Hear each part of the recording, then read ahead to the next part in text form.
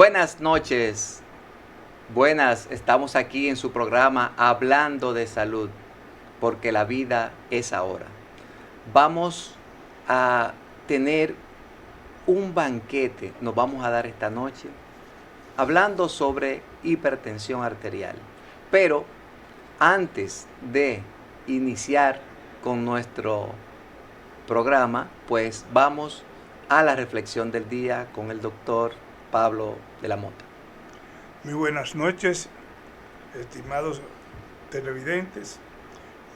Nuestra reflexión de hoy la consideramos muy importante porque es una reflexión que no se le hace caso y da mucho entendimiento a que la situación es como no debe de ser.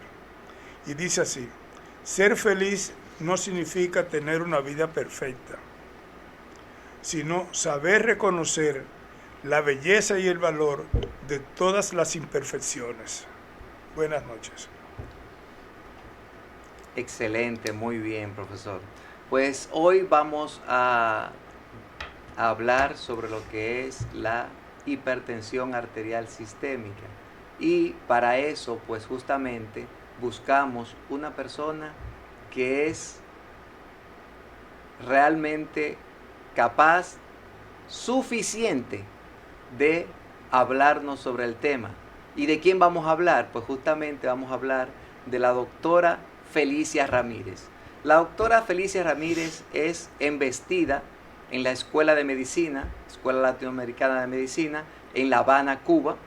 Es especialista en cardiología y tiene un entrenamiento también en cirugía, en ecocardiografía, en el hospital quirúrgico, pues hermanos Almejeiras, en Cuba, la Escuela Latinoamericana de Medicina de Cuba, La Habana.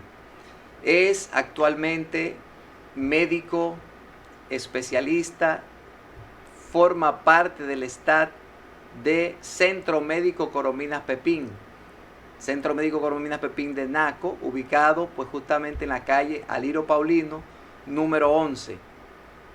Y también trabaja en el Instituto del Cáncer Rosa Emilia Tavares, cariñosamente el INCAR. Pues con ustedes la doctora Felicia Ramírez. Muy buenas noches, agradecida de poder estar aquí compartiendo con ustedes, el doctor Elías Grullón y nuestro querido doctor también, Pablo de la Mota, y pues mucho más razón de poder compartir con toda la audiencia que en esta noche pues hace contacto con este programa. Hoy vamos a hablar de lo que es hipertensión arterial, puesto que realmente es un problema de salud que es realmente frecuente en nuestra población, y no solo en nuestra población, sino a nivel mundial. Cuando hablamos de hipertensión arterial y decimos que es un problema de salud, decimos que es un problema de salud por la frecuencia con la que se presenta esta entidad. Vemos que está presente hasta desde un 33 hasta un 40% de la población general. Y si hablamos de hipertensión arterial sistémica, sobre todo lo que es esencial o primaria, vamos a ver que se hace directamente proporcional su frecuencia con respecto a lo que es la edad. Lo que significa que en pacientes mayores de 65 años, pues esa frecuencia aumenta y vemos que se presenta ya hasta en un 60% de este grupo poblacional. Cuando hablamos de hipertensión tenemos que hacer mención de que esta entidad a veces está asociada, no a veces, sino bastante frecuente, está asociada a otras enfermedades mayores que ocupan un lugar muy específico en lo que es la mortalidad. Dígase enfermedades cardiovasculares, que es una de las primeras causas de muerte. Es muy raro que veamos enfermedades cardiovasculares. Cuando me refiero a enfermedades cardiovasculares, hablamos de infarto, hablamos de cardiopatía hipertensiva o hablamos de insuficiencia cardíaca. Es muy raro que la hipertensión arterial no esté como un factor predisponente. Bien, así como cuando hablamos de enfermedades cerebrovasculares, es muy raro que también la hipertensión no haga su presencia, lo que significa que la hipertensión es un factor de riesgo de suma importancia asociada a otras entidades que cobran un mayor valor desde el punto de vista de mortalidad. Entonces, ¿por qué es importante saber si somos hipertensos o no? Es importante porque a punto de partida de saber si somos hipertensos o no, podemos prevenir otras entidades que tienen una mayor importancia y que pueden tener una mayor repercusión desde el punto de vista de nuestra salud.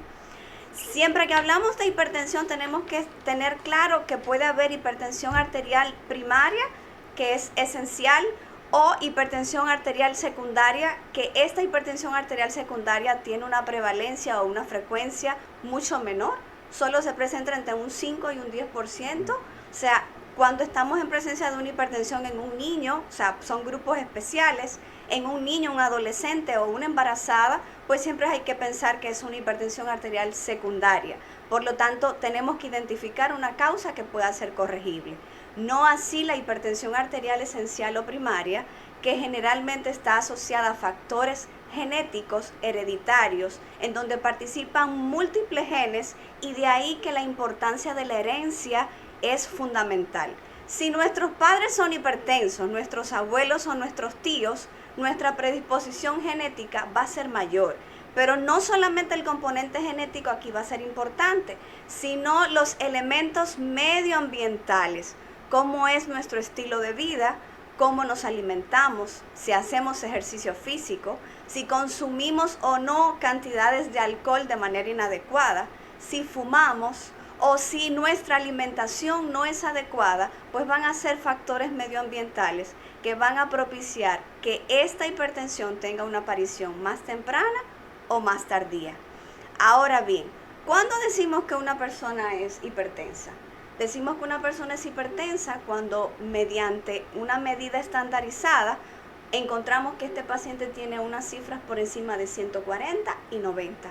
Hacemos referencia a estas cifras, pero esto puede ser variable.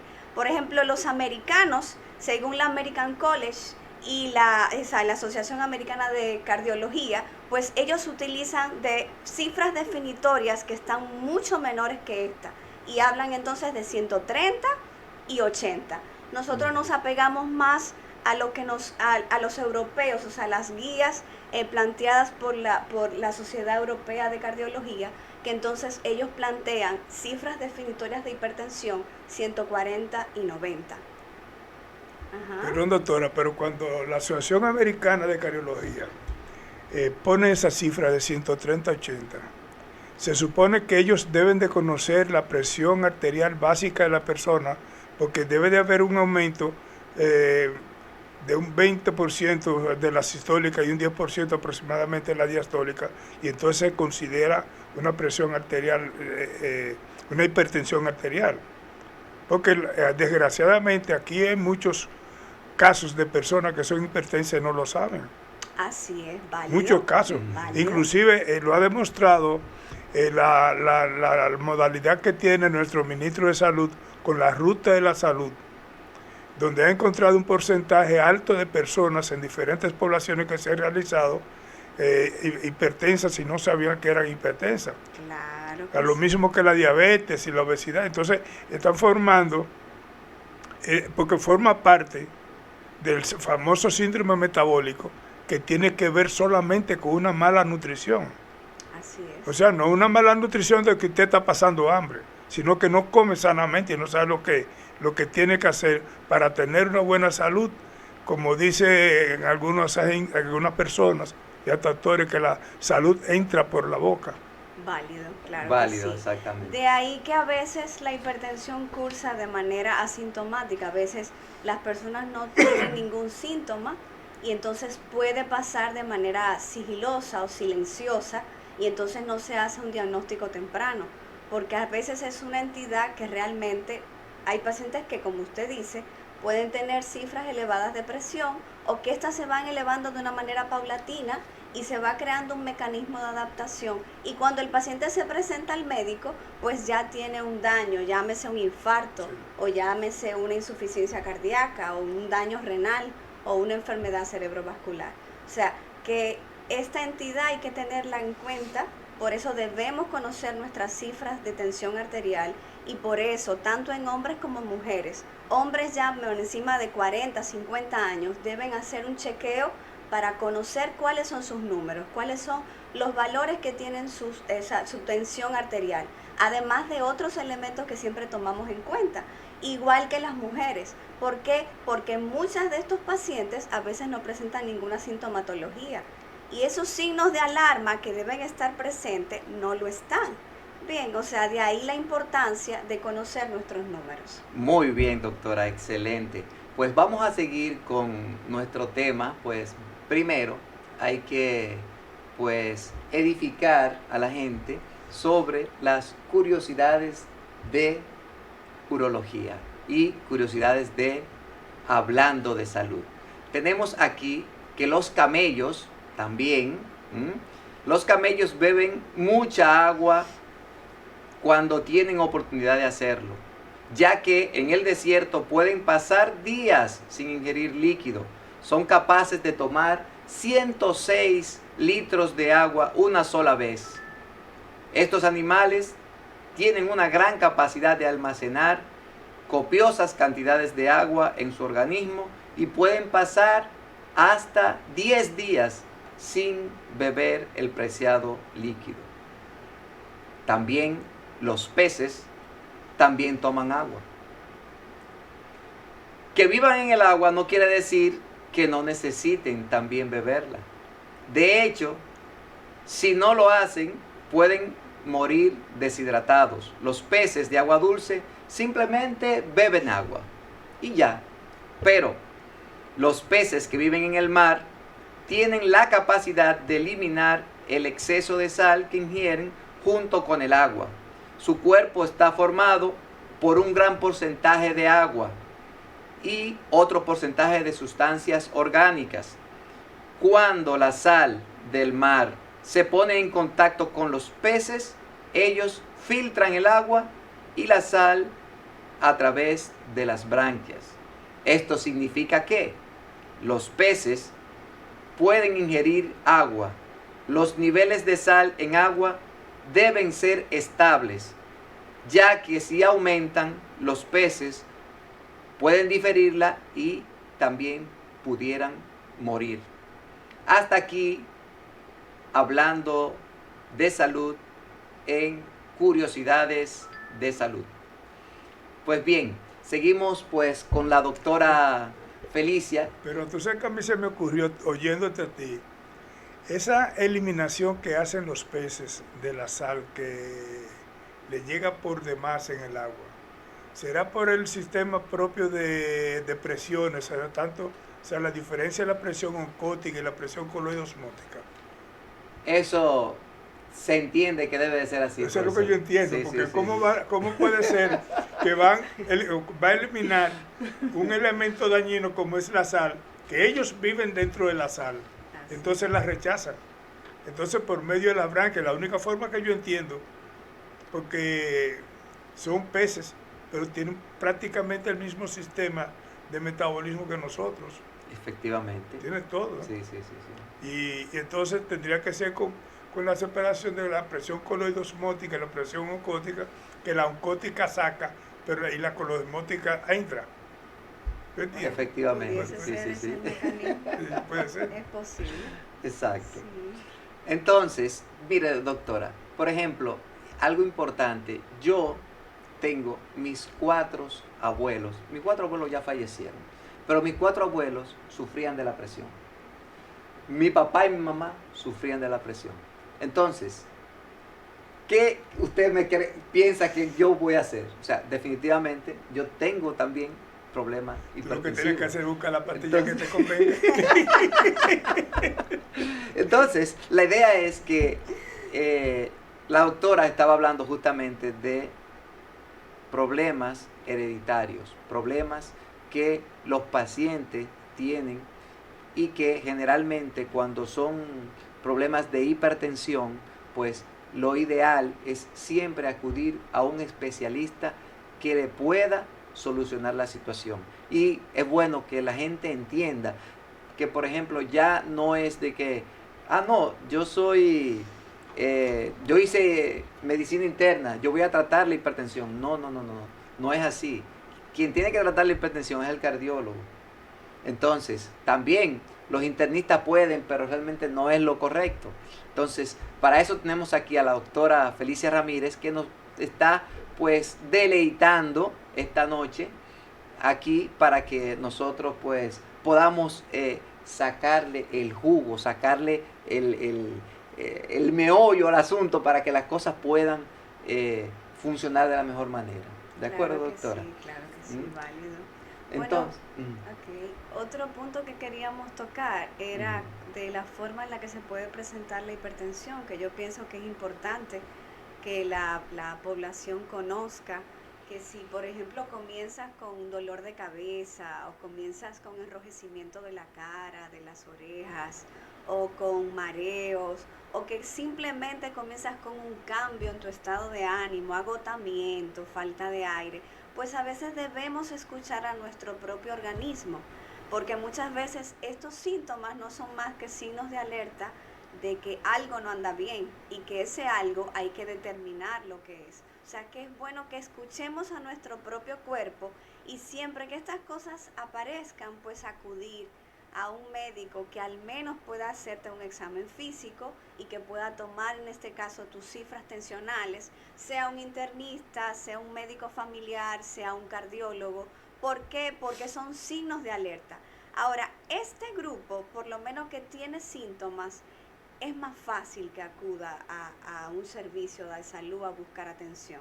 Pero hay un grupo en el que habíamos mencionado que a veces simplemente no tienen ningún síntoma. Y ese grupo en particular a veces es el que son los pacientes que entonces llegan a una emergencia con un infarto del miocardio, que ya entonces hay un daño de órgano diana, o que llegan con un accidente cerebrovascular, que ya entonces hay un daño también de órgano diana. Llámese que cuando hablamos de órgano diana, ¿a qué nos referimos? A que la hipertensión es importante identificarla tempranamente y tratarla y prevenirla, que es el enfoque fundamental que queremos dar aquí. ¿Por qué? Porque queremos evitar que no sufran órganos diana que son fundamentales en nuestro cuerpo. En este caso, nuestro cerebro, nuestro corazón, nuestros riñones y nuestros grandes vasos. A estos órganos es fundamentalmente a los que crea daño la hipertensión arterial. Comienza primero con vasos pequeños y luego entonces comienza a producir daño a nivel de vasos mayores y entonces afecta en este caso el miocardio, en este caso el corazón, afecta nuestra parte del sistema nervioso central, o sea, nuestro cerebro, ya sea produciendo un accidente cerebrovascular isquémico o en casos peores accidentes cerebrovasculares hemorrágicos, que es lo que la gente conoce como una hemorragia cerebral en diferentes formas, sea un hematoma o intraparenquimal. Bueno, ya esos son términos médicos que no los vamos a abordar tan específicamente aquí. Pero, ¿cuál es el punto? Prevenir la aparición temprana de la hipertensión es lo fundamental. O sea, aunque tengamos la base genética para desarrollar la hipertensión, el enfoque tiene que estar dirigido a prevenir que esta aparezca de una manera temprana. Porque sabemos que después de los 50 años ya hay una predisposición genética en el hombre. Bien, ¿y qué más tardía en la mujer? Porque en la mujer aparece un poquito más tarde que en el hombre, la hipertensión arterial, que después de los 60 años en la mujer la predisposición genética está y el factor edad va a influir. ¿En dónde está el elemento a trabajar? En los factores ambientales. ¿Cómo es el estilo de vida que llevamos? Si estamos consumiendo mucha sal en nuestra alimentación, que es fundamental en este caso. Sí. O sea, bajar los niveles de sal, algo tan simple como eso. Con eso ya estamos haciendo prevención de hipertensión y estamos cuidando nuestros riñones. Bajar los niveles de azúcar en nuestra alimentación, estamos favoreciendo a disminuir la obesidad o el sobrepeso y también a mejorar la parte metabólica propia de nuestro propio organismo. Si ya Exacto. estamos haciendo una actividad física, por lo menos correr, montar bicicleta o hacer cualquier tipo de ejercicio de tipo aeróbico, sea 3 o 4 veces a la semana, con eso estamos participando en prevenir que esa hipertensión se inicie de manera temprana. Eso es lo que la gente llama, pues, hacer ejercicios cardiovasculares. Hacer ejercicios. Bueno, yo voy a hacer cardio ahora, voy a caminar, voy a correr. Entonces, realmente, eso es muy importante porque realmente cada individuo tiene que hacer conciencia sobre la hipertensión. ¿Mm? Es sumamente importante. Pero hay un ejercicio que ustedes no mencionan y es mucho más fácil y es tan bueno como tú caminar 40 minutos y es subir y bajar la escalera por 10 minutos.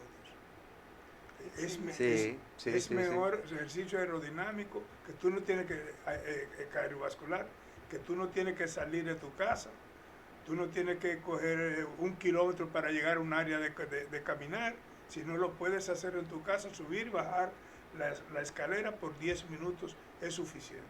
No, y que el ejercicio tú lo puedes o sea, aplicar Sí. o adaptar a cada Exacto. persona, porque no es lo mismo el ejercicio físico que tal vez pueda hacer alguien que tiene 30 años a una persona que tenga 50 o 60. Bien, o sea, que eso también se puede adaptar, pero lo que sí es algo muy cierto, que el ejercicio físico tiene que formar parte de la vida de todo individuo. Exactamente, Bien, eso es y correcto. si usted tiene más de 40 años, más aún.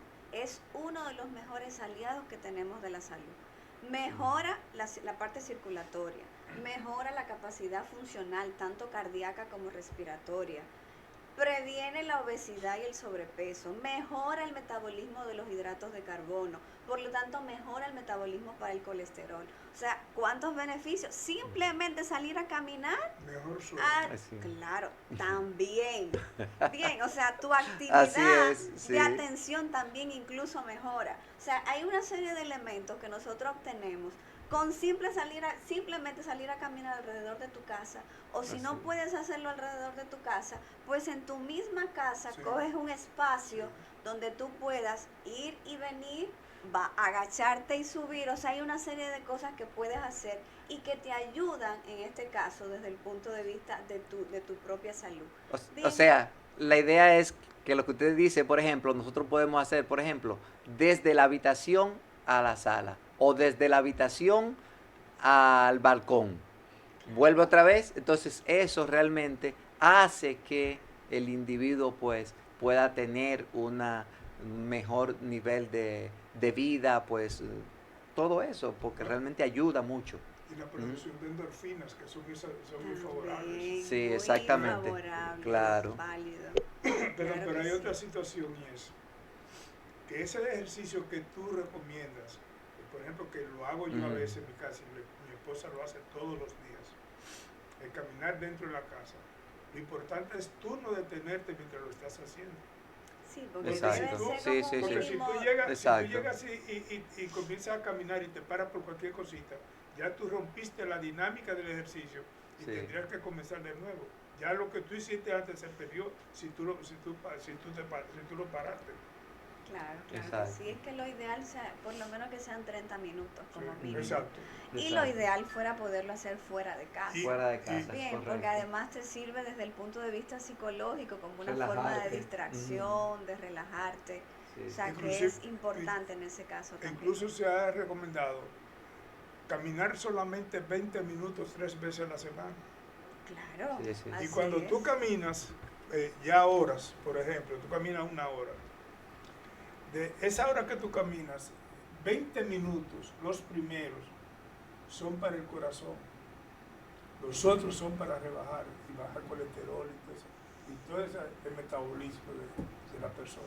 Pero los Muy primeros bien. 20 minutos son para mantener el corazón sano, como queremos. Perfecto. Ahora, no hay ninguna dieta para rebajar que no diga que tiene que hacer ejercicio. Por algo es. Así es, eso es correcto. Pues bien, seguimos aquí en nuestro programa hablando de salud. Y pues desde luego vamos a hablar sobre efemérides.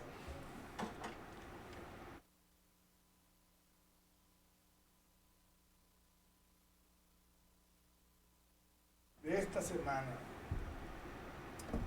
y es la siguiente. Es el Día Internacional de la Lucha contra el uso indebido y el tráfico ilícito de drogas. Las personas primero, basta de estigmatización y discriminación y reforcemos la prevención. Eso es difícil de conseguir, ¿eh? El problema mundial de las drogas es un asunto complejo que afecta a millones de personas en todo el mundo. Muchas personas consumidoras de drogas se enfrentan a la estigmatización y la discriminación, lo que puede dañar aún más la salud física y mental e impedirles acceder a la ayuda que necesitan. La Oficina de las Naciones Unidas contra la Droga y el Delito, ONU, señala la importancia de adoptar un enfoque de políticas de drogas centrado en las personas, con especial atención a los derechos humanos, la compasión y las prácticas de base empírica. El objetivo de la campaña de este año es concienciar sobre la importancia de tratar a las personas que consumen drogas con respeto y empatía. Proporcionar prestación de servicios de atención y de base empírica para todos. Ofrecer alternativas al castigo. Dar prioridad a la prevención y liderar con compasión.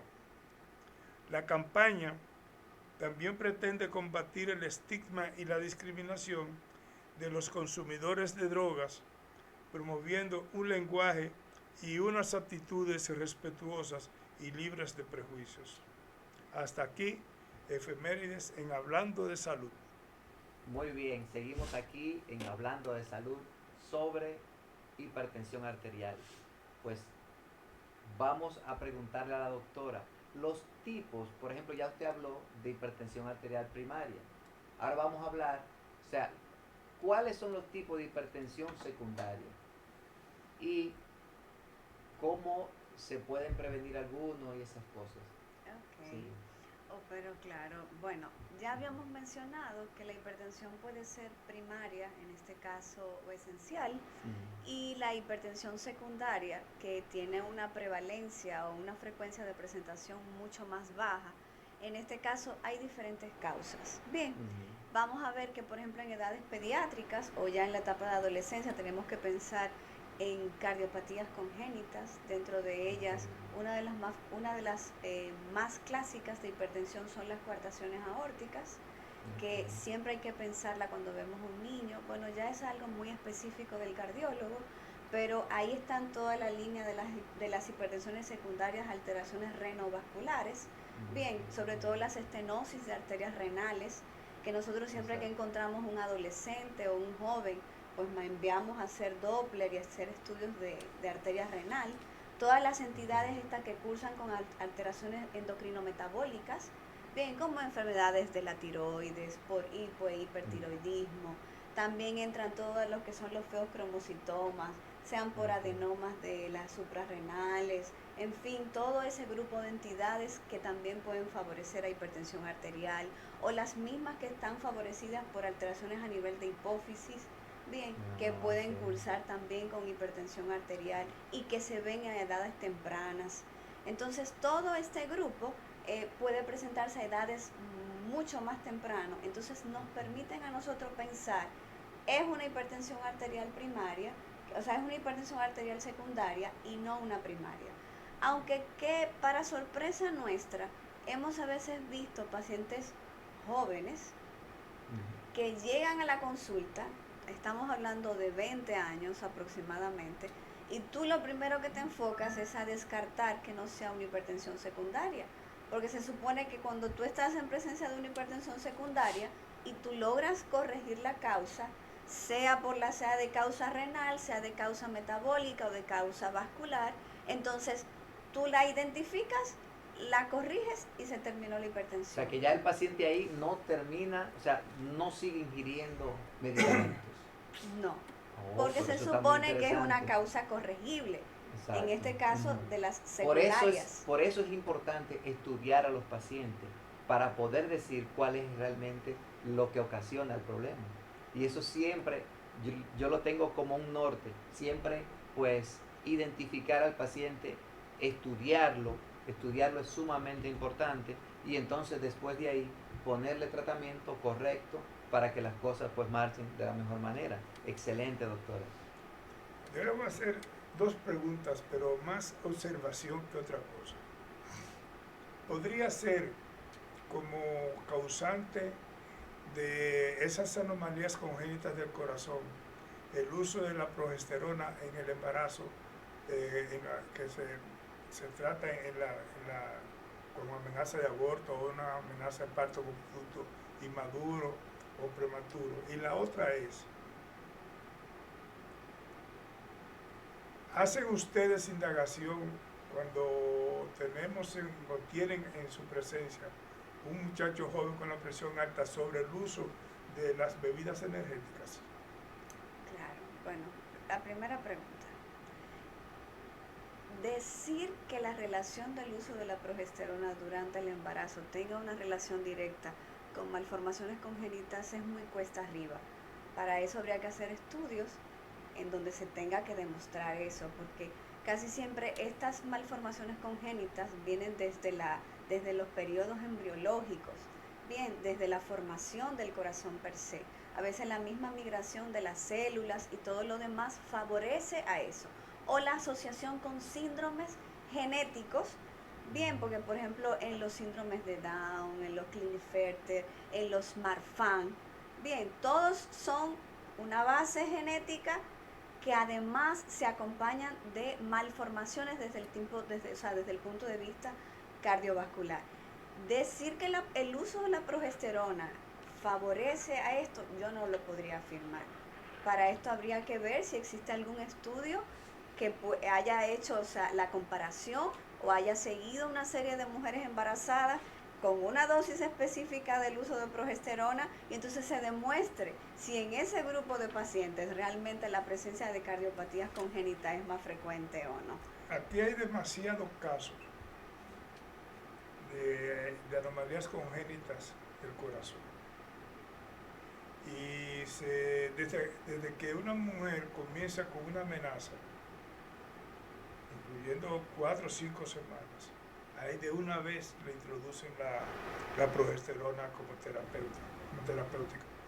Y yo, cuando estaba haciendo la especialidad, yo leí en un journal de ginecobstetricia que el uso de la progesterona en el embarazo, en la amenaza de aborto, amenaza de parto, producto prematuro, podría incidir en que aparezca la anomalía congénita cardíaca, paladar hendido con o sin, labio leporino con o sin paladar hendido, y la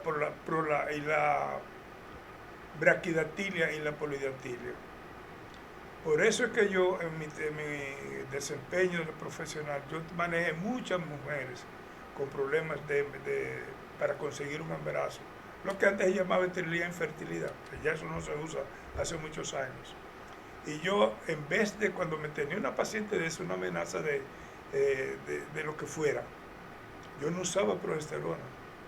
Yo me acostumbré a usar la levotirosina, que es un derivado, es una enzima de tiroides, es una hormona tiroidea, que tiene la facilidad de que por un mecanismo de retroalimentación positiva, hacer que la hipófisis, que el hipotálamo produzca los factores liberadores de los esteroides sexuales, entonces obliga a la hipófisis a producir los estrógenos y la progesterona, y ahí tenemos una progesterona endógena, normal, producida por el organismo sin tener que buscar una progesterona sintética. Ok, pero me imagino que vigilando que tampoco no hayan No, nunca tuve problemas, y nunca tuve que usar progesterona en ninguna mujer que yo atendí con problemas de embarazos a repetición, si embarazo recurrente o embarazo a repetición, abortos a repetición. Nunca tuve que usarla. Pues no la usé porque ese fue un concepto que yo me hice. ¿Tú entiendes? Ok. Aunque actualmente se usa bastante. ¿No? Yo quiero hacer esa investigación. Yo pienso que no estaría mal. Yo Muy pienso bien. que sería bueno buscar la asociación Sí. si realmente existe, porque de esa manera tal vez se pudiera estandarizar hasta qué punto tú puedes utilizar la progesterona. No habría que buscar, y perdón que esté aumentando el tiempo conmigo. Tranquilo. Yo pienso que es mejor hacer un estudio retrospectivo sobre los datos que se tenga sobre la paciente, más obstétrico que otra cosa. Muy Ok, bien, bien. excelente. Entonces, pues vamos a hablar ahora sobre noticias de salud. El ECC advierte de que el cambio climático aumenta el riesgo de enfermedades transmitidas por mosquitos. El riesgo de aparición de enfermedades transmitidas por mosquitos, como el dengue y el chikungunya, ha aumentado en Europa debido al cambio en las condiciones climáticas. Así lo ha advertido este jueves el Centro Europeo para la Prevención y Control de las Enfermedades, ECDC. En ello influyen las olas de calor, las inundaciones, que cada vez son más habituales, y la tendencia a que haya veranos cada vez más largos y más calurosos. Todo ello crea condiciones más favorables para especies invasivas de mosquitos como Aedes aegyptus o Aedes albopictus, que propagan también la fiebre amarilla y el virus del Zika y el Nilo occidental. Entre las medidas protectoras se citan el uso de mosquiteras en las camas, dormir en cuarto con aire acondicionado, rejillas para las ventanas, replete, y llevar ropas que cubran la mayor parte del cuerpo. También en noticias de salud, pues tenemos que generan embriones humanos sin óvulos ni espermatozoides. Sí. Misteriosos y cuestiones éticas que despiertan este hito científico. Científicos de la Universidad de Cambridge y el Instituto Tecnológico de California, dirigido por la doctora Magdalena Zenica Goes, ha dado a conocer el desarrollo de embriones humanos sintéticos utilizando células madres, prescindiendo así de útero, óvulos y espermatozoides.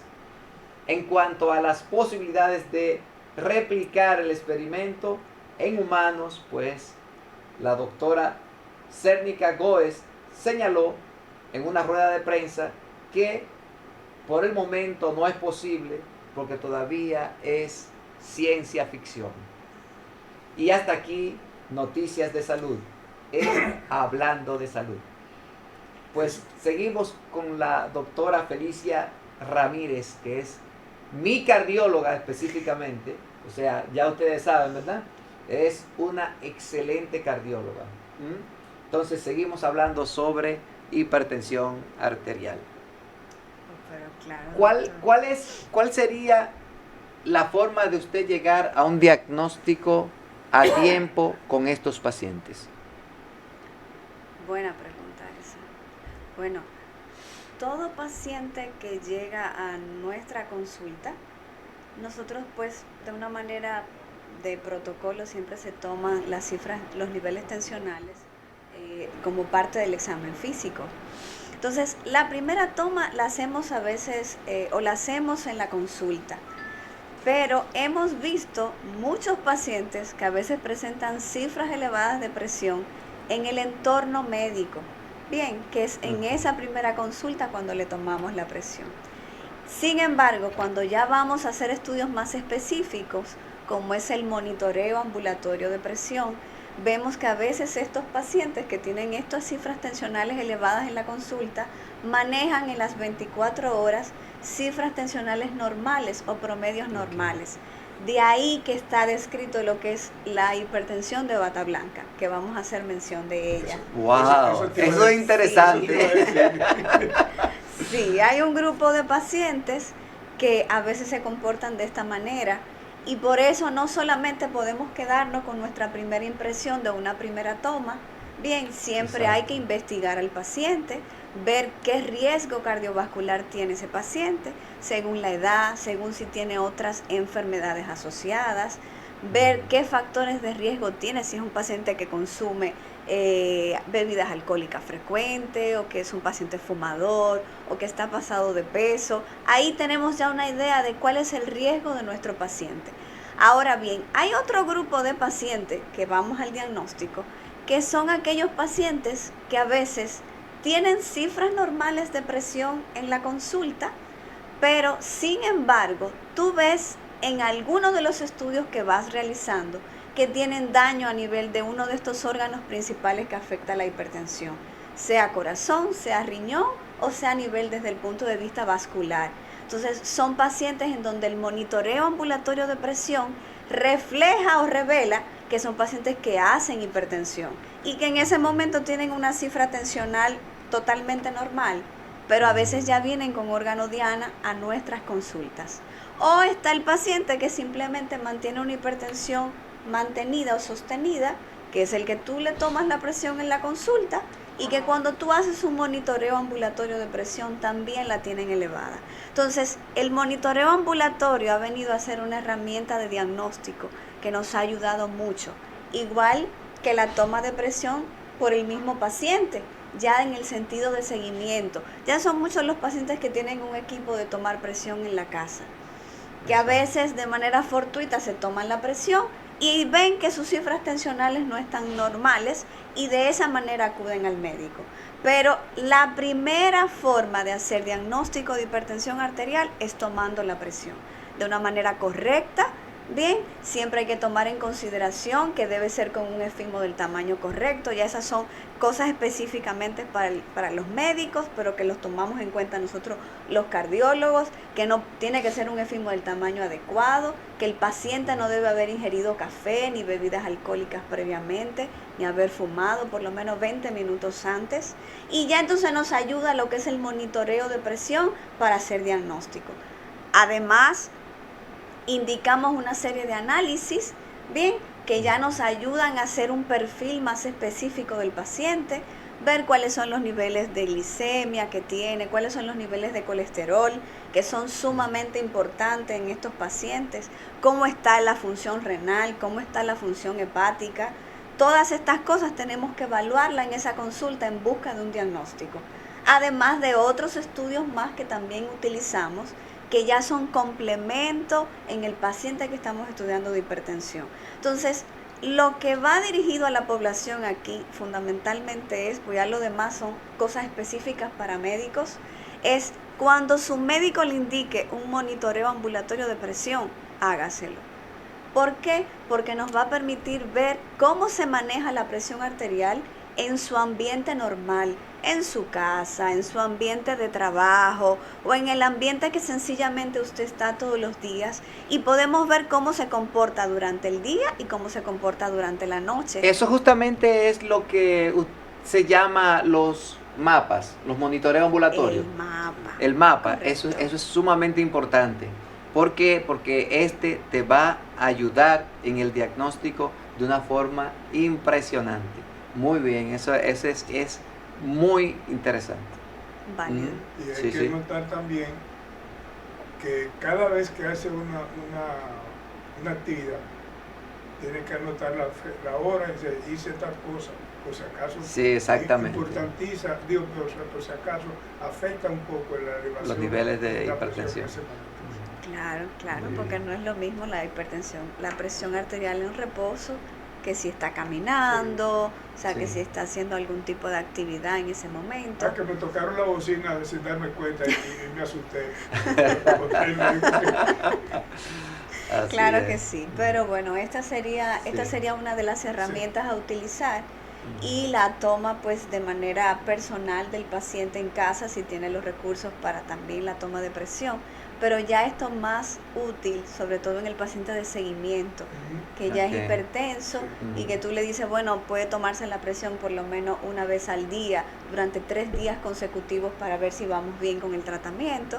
Exacto. Bien, o sea que el mapa realmente nos ha ayudado mucho desde el punto de vista de diagnóstico, porque hay pacientes que hacen hipertensión de bata blanca, hay otros pacientes en donde realmente son hipertensos, pero no tienen una hipertensión en el momento que tú le tomas la presión inicialmente. O hay pacientes que son hipertensos, todo el tiempo se mantienen hipertensos. Doctora, explíquele bien a la ciudadanía qué es la hipertensión de bata blanca. Sí, eso importante. es bueno conocerlo. Porque hay pacientes que llegan a un ambiente médico, digamos en el consultorio o en el hospital, y entonces a veces eso le genera cierto nivel de tensión. Sí, mucha ansiedad. Exactamente. Mucha ansiedad, estrés. Entonces a veces uno no lo percibe, pero el organismo lo refleja de esa forma. Y cuando nosotros tomamos la presión arterial, pues encontramos que la presión arterial está elevada. A veces nosotros no lo sospechamos de primera instancia, porque hay pacientes que tú dices, bueno, por los factores de riesgo debe ser hipertenso, pero hay otros pacientes que sí, porque ellos a veces, ellos mismos te dicen, mire doctora, estoy muy tenso o me siento ansioso. Entonces, ¿qué hacemos? Lo sentamos, dejamos que el paciente esté un poquito más relajado y volvemos a hacer una segunda toma para confirmar. Entonces, estos pacientes que hacen cifras elevadas de presión, específicamente en el ambiente médico, pero que cuando tú les haces un mapa, tienen niveles tensionales normales y que ya tú descartaste cualquier otra causa de hipertensión arterial, pues es el grupo de pacientes que dejamos con el nombre de hipertensión de bata blanca. Que a veces los médicos no andamos de bata blanca, pero nos referimos al ambiente, en este caso, al ambiente médico específicamente. Pero en estos casos hay que descartar primero mediante los estudios que realmente no sean hipertensos antes de llegar a ese diagnóstico. Ese es un término moderno, porque yo recuerdo haber tenido una paciente en los años 80 y pico, casi 90 y algo, que ella se subía a la camilla y le tomaba la presión, era 18, 19 y hasta 20. Entonces yo lo que hacía era que me sentaba con ella, ya la examinaba, no le decía nada. Entonces, cuando se sentaba frente a mí en el escritorio, entonces hablaba un poco, yo la relajaba, porque inclusive era hermana de una amiga mía, y la relajaba, entonces al rato le tomaba la presión y la tenía normal. Exacto. Eso es interesante. Yo pensaba que yo iba a fracasar con esa muchacha. Un tratamiento hipertensivo severo, de eso fuerte. Porque si tú me haces la presión así, sin tener nada, imagínate tú. Y porque fue muy buena paciente. Eso, por ejemplo, se ve cuando nosotros operamos pacientes. Cuando vamos a operar a un paciente, los pacientes generalmente están, ya tú sabes, con taquicardia, ¿qué vamos a hacer? Y está ansioso. Entonces ahí viene el anestesiólogo, le pone su analgésico, su calmantico, su sedantico, tranquilo, suavecito, y el paciente la presión tata, 12.8, está bien, vamos a trabajar. Sí. Pero es así. Sí. Bien, doctora, ya finalizando. Porque imagínate tú, perdón, se estresa uno. Imagínate a aquella persona que está preocupada por lo que tiene. Exactamente, claro, eso es correcto. Sí. Ya finalizando, pues la doctora nos va a dejar un mensaje para la población, para que la población aprenda a cuidarse, que cuidarse es importante. Claro que sí. Bueno, el mensaje va a estar dirigido sobre todo a lo que es la parte de prevención de la hipertensión. Es importante que toda la población trabaje desde el punto de vista de prevenir que la hipertensión aparezca de una manera temprana, o que por lo menos aparezca, si va a aparecer, lo haga lo más tardíamente posible. Entonces tenemos que trabajar en lo que es nuestra alimentación. Hay que consumir alimentos que sean saludables, y cuando me refiero a alimentos saludables me refiero a una alimentación baja en sal, que sea balanceada, o sea, que presente proteínas, vegetales, ensaladas, y que además de esto el consumo de grasa sea lo mínimo o casi ninguna, que tratemos de evitar lo que son las grasas polisaturadas, presentes sobre todo en embutidos, evitar alimentos muy procesados, muy condimentadas las comidas, también hay que evitar esto, y tratar de que los azúcares sean lo mínimo posible en nuestra dieta diaria. Y que esto debemos comenzar desde edades temprano a crear hábitos saludables de alimentación, porque es lo que va a favorecer que cuando lleguemos a esa edad en donde tenemos una mayor predisposición de hipertensión, pues podamos evitar que eso suceda. Así, hacer mención al tabaquismo, evitar el uso del cigarro y de todas estas otras sustancias que se han venido utilizando en la moda, sobre todo en los adolescentes. La juca. Así es. Igual que tratar entonces de evitar el sedentarismo, hacer actividad física siempre va a ser importante para tratar de trabajar lo que es el sobrepeso, la obesidad. Estos son elementos que siempre nos van a ayudar a prevenir todas las enfermedades cardiovasculares y la hipertensión arterial. Muy bien, doctora. Pues también queremos los contactos suyos, los números, para que la población pues pueda contactarla a usted. Mi número específicamente es el 809-758-1981. Estamos a la orden para todos y cualquier pregunta o duda también estaremos a la orden. Y ese es mi contacto específicamente. Muy bien, también está en la Coromina Pepín, en el 809-541-1400. Y en la extensión, ¿cuánto es la extensión? 231. 231 es la secretaria, exactamente. Así que ya ustedes saben. De todas formas, pues estamos muy agradecidos, primero con Papá Dios y desde luego con la presencia de estas dos estrellas que están aquí, una que está a mi derecha y otra que está a mi izquierda. Sí. No, jamás. Pues estamos pues siempre dispuestos a ayudar, y lo más importante que queremos es que tengan pendiente que la vida es ahora. Por eso vamos siempre a hablar sobre Hablando de Salud. Bye bye.